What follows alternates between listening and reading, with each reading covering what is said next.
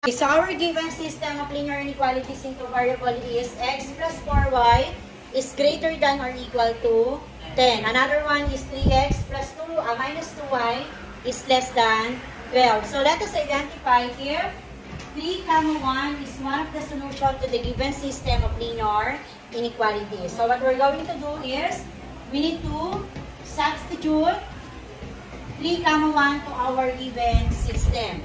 Okay, this is the first inequality and this is the second inequality. Okay, so 3, 1, what is x? 3, what is y? Okay, papalitan natin si x ng 3 and then si y ng 1. So dahil may coefficient, we need to use parentheses. Then after that, simplify. So we have 4 times 1. Then after that, 3 plus 4, 7 is greater than or equal to 10. True or false? Okay, false. Dapat ano ang inequality symbol? Dapat mo anong inequality symbol? Less than or equal to.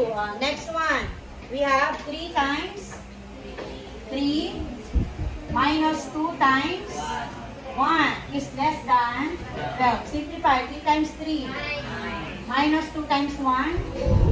And then, 9 minus 2. 7 is less than 12.